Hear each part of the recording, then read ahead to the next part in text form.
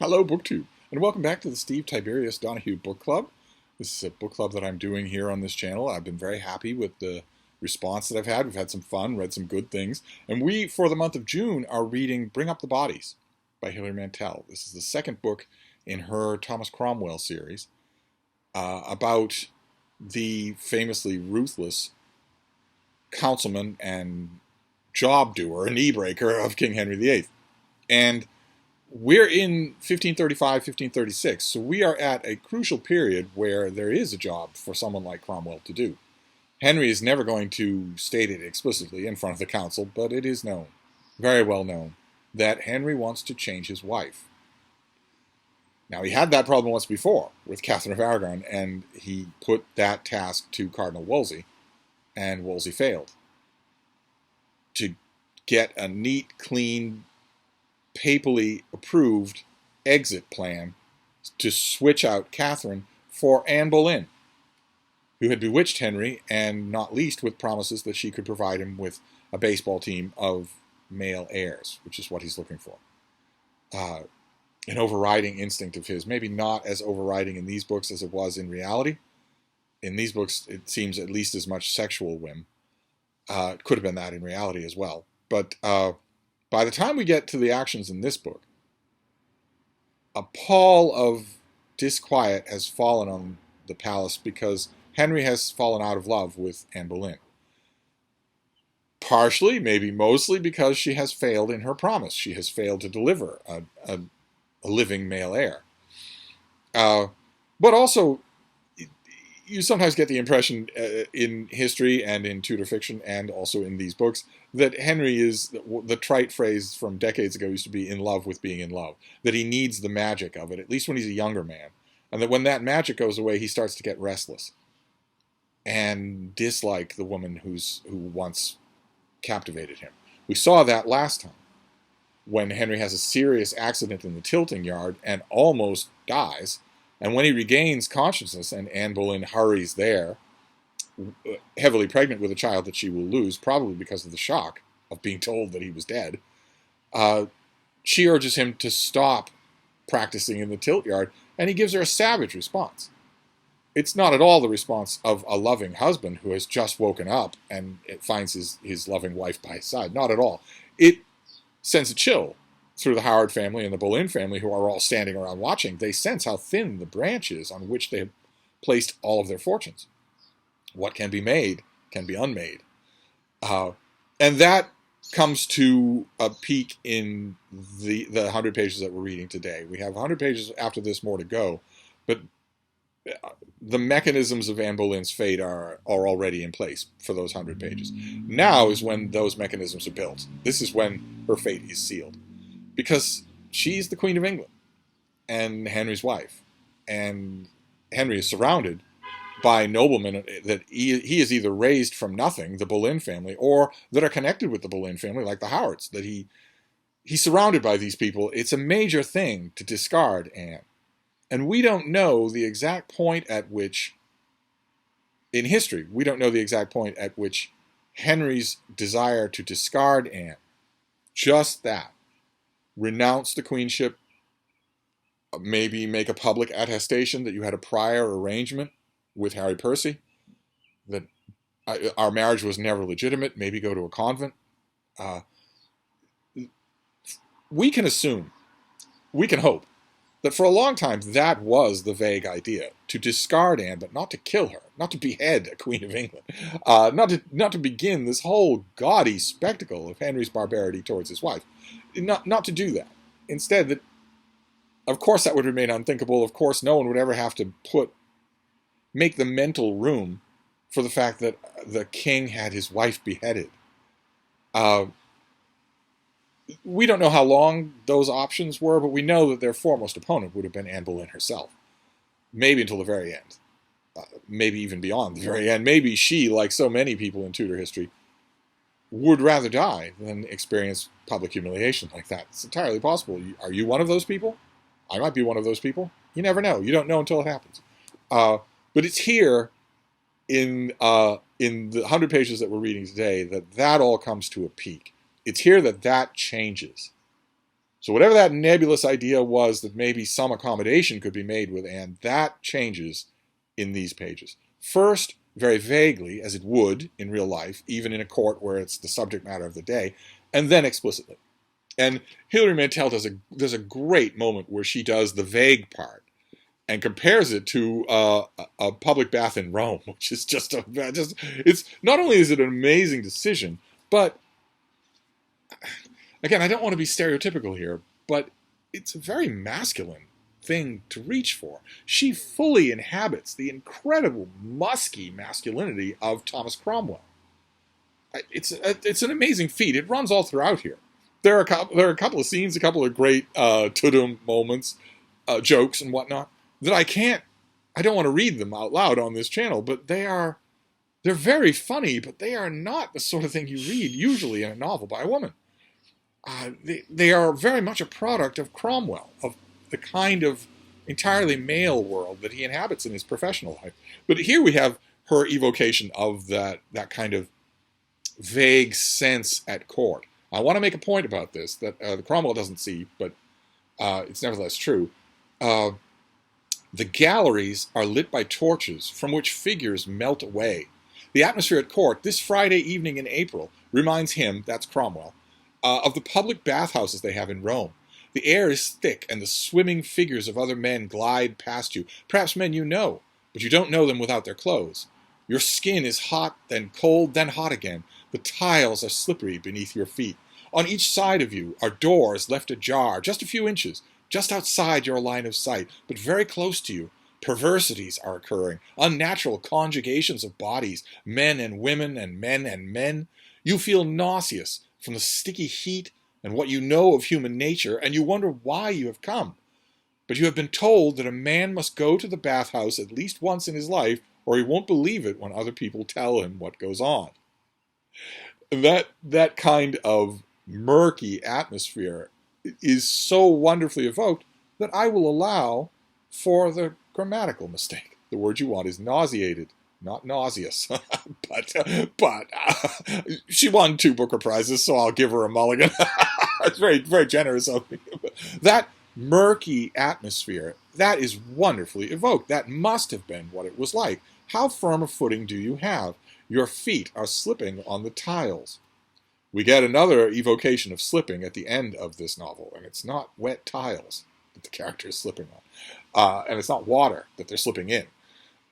It's a wonderfully done way of putting this book on a different level than almost all of the Tudor fiction that I have read, and I've read a huge amount of it. Most of it doesn't even try stuff like this, and yet this thing isn't just an artistic flight of fancy. It has to be true. It has to have been what it was like. That you're not really sure from minute to minute what's going on. The only point I want to make about that kind of blurry, hot miasma that Cromwell doesn't see, but he doesn't see it because Mantel very pointedly does not want him to see it, is that the victim could be you. People can't see you any more clearly than you can see other people. You are caught in that miasma. You're not the master of it. And it turns out that is true, right? At one point earlier on in an earlier 100-page block, we saw that Cromwell mentions that in his thoughts he's thinking, sometimes I think that on my best day I probably have 20 more years left. And in the next 100 pages of this book, he looks at Anne Boleyn and starts thinking about those elbows, that chin, those breasts. What will that all look like when you're 50? And then he stops himself and says, well, but of course she won't see 50. And the same thing's true with Cromwell. He only has a couple of years to live. That kind of miasma is dangerous. Plenty of people in those Roman bathhouses were knifed. And in the course of the Cromwell books, Mantel hints but leaves open the possibility that Cromwell did some of that knifing in Rome. But that's the vague part. But the fall of Anne Boleyn is also very real. It's very tangible. And it turns on something that in this book, Mantel carefully characterizes as something that Cromwell didn't know about, discovers, and then investigates. So in other words, not something that Cromwell invents. Her Cromwell is a hero. He's the hero of these 3 books. And that's okay when you're talking about what you're doing in the manor houses that you're buying in the north of England, or what you did in the council chamber at such and such a time, or how nice you are to the poorer people who wait outside your door for maybe your chef to bring food from the kitchen and distribute. That's fine and good for stuff like that. Stuff that is, in effect, invisible to history. But what about the visible parts? Cromwell is not entirely invisible to history. He is present. He is factually present in a bit of what we have of the Tudor era of Henry VIII. And he's not a hero. In those facts, he is not a hero. He's not even construable as one. And Hilary Mantel knows that. Aside from maybe Diarmaid MacCulloch, she knows that better than anybody who was alive at the time she was writing this book. She's been able to get away with it.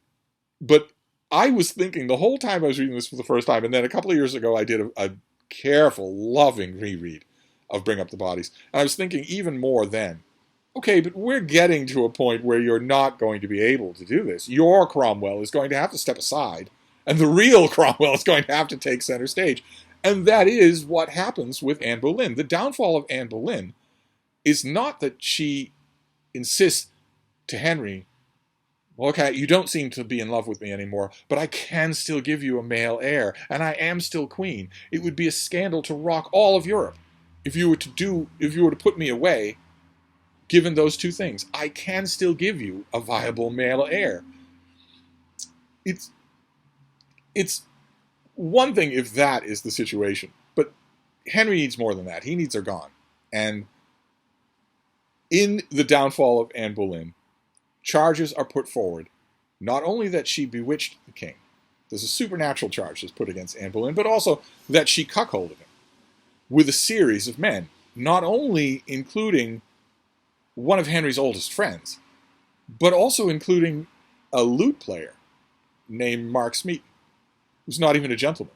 And believe it or not, in Tudor times, especially in royal circles, that would have been seen by most observers as even worse than cuckolding her husband with well-born people whose fathers are earls out in the country somewhere. It would have been even worse. It would have been that you're stooping the hired help in the kitchen. That's basically what Mark Smeaton would have been considered. Now, in the historical record, there is also indication of Anne Boleyn perhaps sleeping with her brother. And it's right at that moment, even if you don't know anything else, that you know that these charges were invented, that Thomas Cromwell made this stuff up. He might have done it at Henry's direction. We will never see that paperwork. We'll never be privy to those conversations. He might have done it at direction from Henry. He wouldn't have taken direction from anyone else. He's moving against the most powerful nobleman in the entire country, the Duke of Norfolk. We'll never know that part of it. But we can be pretty sure, unless you're willing to just be a little baby wandering around in the wilds of history. You have to bring your common sense. You have to bring your sense of how the world actually works. For Anne Boleyn to commit adultery with Henry VIII, with Henry's friend Norris, or some other gentleman of the court, some other courtier, one time, on one summer progress, when maybe Henry's leg was acting up and he couldn't get out of bed for 2 days. Maybe. Anne is such a schemer. She is such a detailed backwatcher that it seems to me unlikely. But maybe. But that isn't where Cromwell stopped when manufacturing these charges against Anne Boleyn. That isn't where he stopped. Thugs and gangsters never do. They never let well enough alone. They never underplay. They always overplay. To use comic book terms, they not only blow up the house, but they sign their work. And so Anne is charged with adulterous relationships with a cribbage board team full of men, including Mark Smeaton, her lute player, utterly absurd, and her brother. This is absurd.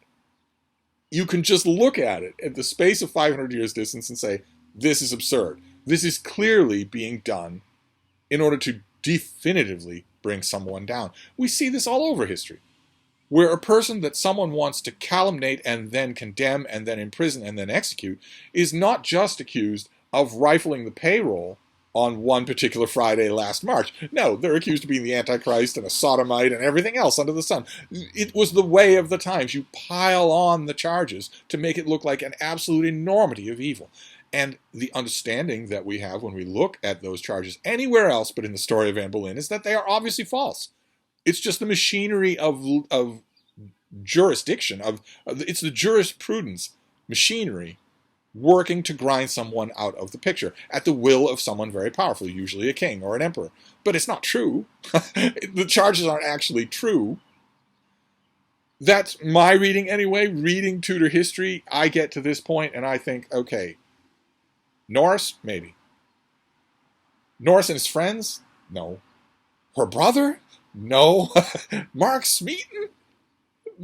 Don't shoot me, I'm just the piano player? No, absolutely not. This is absurd. This is someone who has been told, bring her down. Make it inescapable and make it horrifying. Turn the country against her.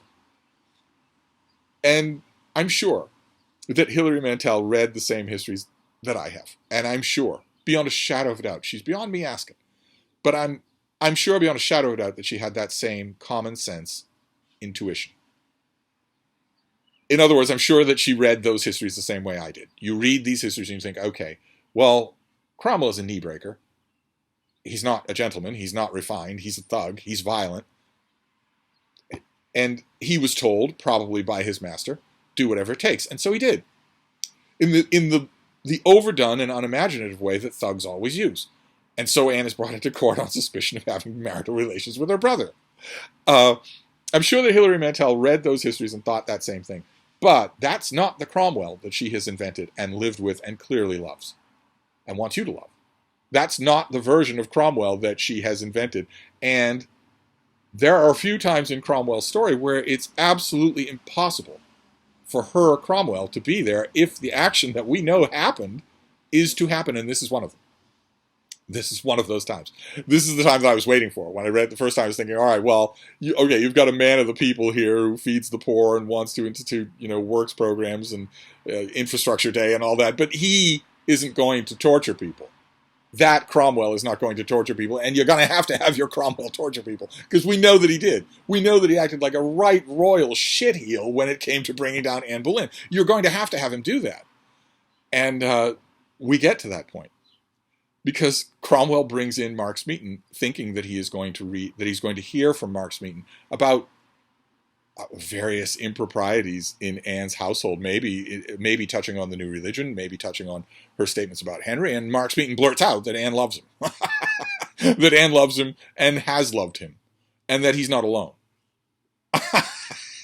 Cromwell is surprised. He is taken by surprise. We're told in the section that I'm talking about that Smeaton has the singular advantage of having genuinely surprised him, which is a thing that no living person can claim. There are people who've done it, but they aren't alive to talk about it anymore. He genuinely surprises him and changes the course of what Cromwell is going to do. Poor innocent Cromwell. He was thinking he was involved in one task, but now he's uncovered this viper's nest of adultery, and now he has to do something else. So he has to question Mark Smeaton about what happened. And at first, at the beginning of the scene that I'm talking about, what's the matter, baby? Squeak. How you doing? Oh, you smell so good. She smells so good after her bath. Do you want to come down here? Huh? No? Oh, you can stay up there. You're going to distract everybody, though. Just remember, I'm the cute one. Bean, you can't just sit there like a gargoyle. What are you doing? Come down here, baby girl. There you go. Where was I? If anything's going to distract me, it's going to be my little baby Bean. Oh, right. Mark Smeaton. In the scene where I'm talking about, he initially starts off just saying, she loves me, this is real, this is pure. And then he starts to realize, not all that bright, he starts to realize, oh, wait, what have I just confessed to? But it's too late. The door is closed. Christoph, one of the young men that this Cromwell accumulates, a thug, a brute like Cromwell, funny character, is in the room.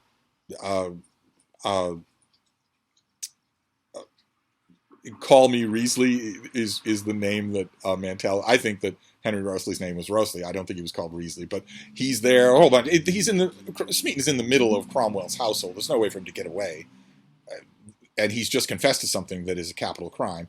And since he's a commoner, it's not just a capital crime. It's being hanged, drawn, and quartered. One of the most inconceivably barbaric deaths that existed in Tudor England. So he starts to realize that, and the whole situation sort of goes sideways.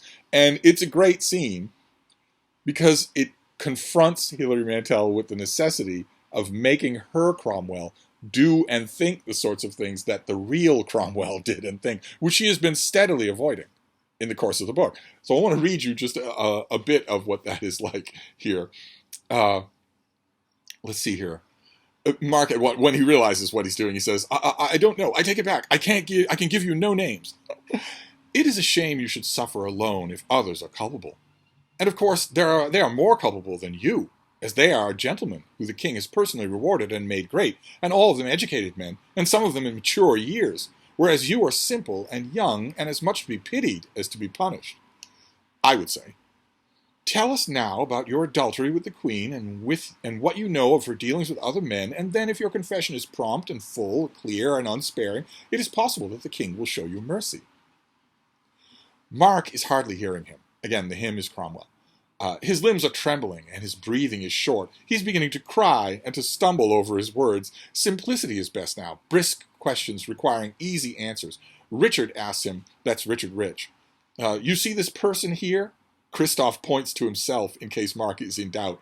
Do you take him for a pleasant fellow? Richard asks. Would you like to spend 10 minutes alone with him? 5 would do it, Christoph predicts. He says, he is Cromwell. I explained to you, Mark, that Mr. Wriothesley will write down what you say, but he will not necessarily write down what we do. Do you follow me? That will be just between us. Mark says, Mother Mary, help me, because he knows he's lost. He knows he's dead. Mr. Wriothesley said, we can take you to the tower where there is a rack. Wriothesley, may I have a word with you aside?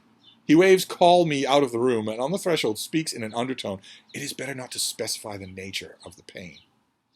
As Juvenal says, the mind is its own best torturer. Besides, you should not make empty threats. I will not rack him. I do not want him carried to his trial in a chair. If I needed to rack a sad little fellow like this, what next? Stamping on dormice? I am reproved, Mr. Wriothesley says. He puts his hands on Wriothesley's arm. Never mind, you are doing well. This is a business that tries the most experienced. He remembers that day in the forge when a hot iron had seared his skin. There was no choice of resisting the pain. His mouth dropped open and a scream flew out and hit the wall. His father ran to him and said, cross your hands, and helped him to water and to salve. But afterwards, Walter says to him, it's happened to all of us. It's how you learn. You learn to do things the way your father taught you and not by some foolish message you hit upon by yourself half an hour ago. He thinks of this, re-entering the room. He asks Mark, do you know you can learn from pain? And that goes on. That scene goes on. And that thug, that brute, is Cromwell. That is the real Cromwell. And far from cautioning Henry Wriothesley about, don't threaten pain, I'm not going to rack him. Of course, he's going to rack him, and worse. And he's not going to have to go to the tower to do it. Certainly, Mark Smeaton was tortured in that first interview. You don't need a rack to torture somebody. And the classic example of the horrible place that Mark Smeaton is in in Anne of a Thousand Days, the great movie with Richard Burton, where Mark Smeaton is giving his evidence in court, and Henry doesn't believe it. Henry himself doesn't believe it.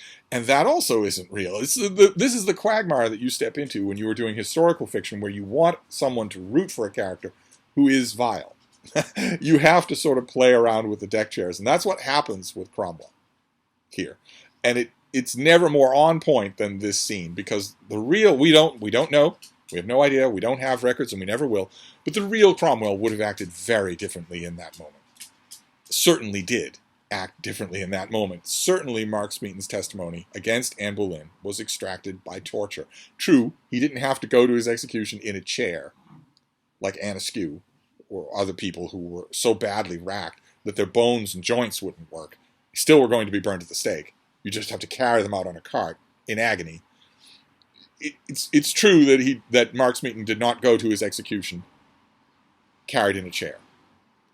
But he was still tortured. He was still brutalized. At the very least, struck. And it wasn't Christoph that had to do it. It was Cromwell himself. It certainly was. But we're being asked for the willing suspension of disbelief, and the book is so magical that you have to give it.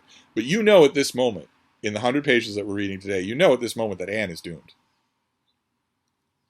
It's a different kind of doom than the one that she actually did experience, where it was all manufactured. In this case, it's uncovered. But it's not the sort of thing you can go to a monastery or a nunnery. Not once the king knows that he's surrounded by men that have cuckolded him with his own wife. That can't happen. Then in this scene, you realize that in the world of this novel, a whole bunch of people have to die. And they do. That's coming up. That's in the next bit here. I just want to finish up with one little scene here one little moment that I thought was really good, where Henry in this book is constantly acting like an injured innocent, just wondering how all these people can betray him, how they can all be so rotten when he's so pure. And at one point, when he's talking to Cromwell about Anne's sexual experience and how she bewitched him in bed, at one point, he blurts out to Cromwell one of his self-serving, innocent questions about, well, how was I to know? I mean, how did she even know to do such things? And Cromwell says, he bites back the obvious answer. Perhaps she talked to your sister who was in your bed first. That is wonderful. That is not the sort of thing that the real or the fictional Cromwell would ever say. But you know he had to be thinking about it. Henry has put Mary Boleyn out of his mind completely. So the idea that Mary and Anne might talk. So that maybe Mary told Anne that Henry favors a counterclockwise swirl. That sort of thing. It never crosses his mind. I'm sure that it didn't even in real life. But we're not dealing with real life. We're dealing with great fiction here. So that is our segment for today. And next weekend we finish up. Bring up the bodies. We're wrapping it up. So sometime this week, we're on Sunday now, and I am suddenly buried in work. I've got work that I need to do for Start a Business Tomorrow. But sometime early next week, I will make a video announcing and talking about the next pick, our July pick for the Steve Tiberius Donoghue Book Club. This moved things around a little. I wasn't planning on doing any of the other Mantell Cromwell books, but we had so much fun doing Wolf Hall, and a lot of you did suggest, can we do the other books? So maybe this one definitely, and maybe The Mirror and the Light should be done before the year is over.